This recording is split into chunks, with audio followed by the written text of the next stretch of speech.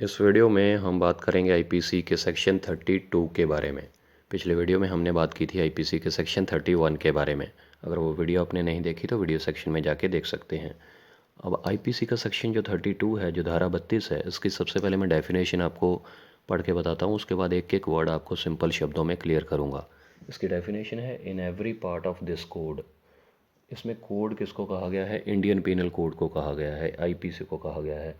In every part of this code except where a contrary intention appears from the context, words which refer to acts done extend also to illegal omission.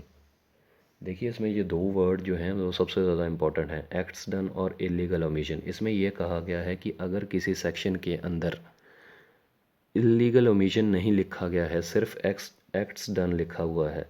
Act का मतलब होता है किसी काम को करना, तो उसका एक मतलब इलीगल ओमिशन भी माना जाएगा। एग्जाम्पल देके आपको समझाता हूँ तो ज़्यादा क्लियर होगा। सबसे पहले इलीगल ओमिशन को समझ लीजिए कि क्या क्या होता है।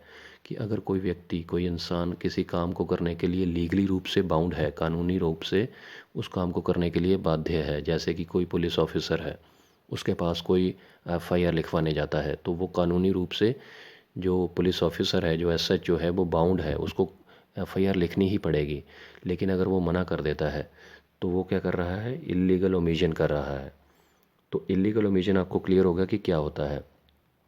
अब एग्जाम्पल देके आपको समझाता हूँ कि अगर वही पुलिस ऑफिसर कोई पैसे लेके, रिश्वत लेके किसी गलत इंसान पर, बेकसूर इंसान पर एफआईआर करवा देता है, एफआईआर लिख देता है किसी बेकसूर इंसान पर जिसका कोई कसूर नहीं है, और उसको एसएचओ को पता है कि ये बेकसूर है, और वो सिर्फ पैसे लेकर, रिश्वत लेकर किसी बेकसूर इंसान को अरेस्ट कर लेता है, एफआईआर लिख लेता है उस पर, तो उसने यहाँ पर क्या किया? उसने यहाँ पर इलीगल ओमिशन नहीं किया है, उसने सिर्फ एक्ट किया है।